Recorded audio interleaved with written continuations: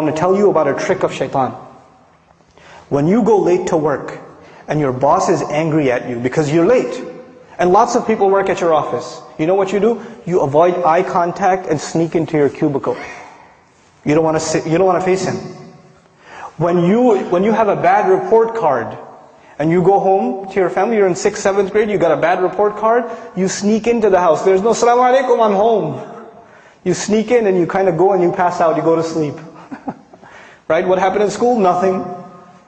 When you disappoint someone, you avoid contact with them. It's natural. In this case, when we do something shameless, when we wrong ourselves, who have we disappointed?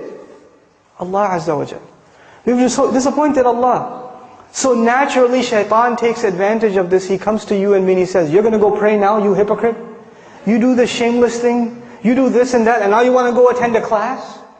Now you want to go do, ibadah? You should be, you're such a two-faced person." So this person says to themselves, "Yeah, I shouldn't go pray because I'm two-faced." Shaitan takes advantage. He distances you from Allah. And we're embarrassed to go before Allah Azza wa Jal. But the true muttaq, he does something wrong. He does something wrong. And immediately what does he do? He remembers Allah.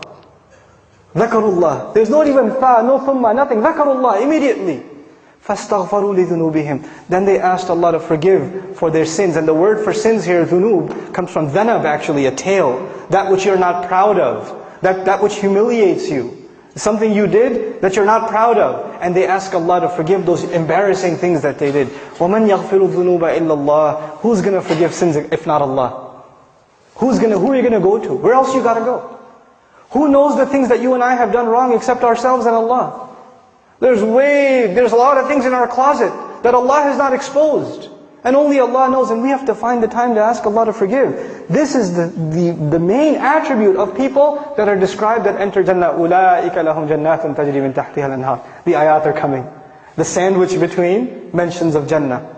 And the last thing I share with you about this final passage, one time I was with my family, and we were at a mall, and this other mom, her child, she was yelling at her child. This mother was yelling at her child, and the kid's crying his head off. And she even gave him a little, But you know where the child went? After he even got hit and yelled at? He's still holding on to the mother. He's not letting go. Everywhere else around, there are these ugly, gigantic strangers. He doesn't want to deal with them.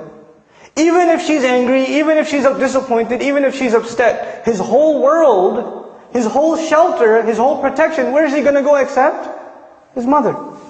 And it made me think, subhanallah, when you and I sin, when you and I disobey Allah, where are we going to go? Where else is there to go?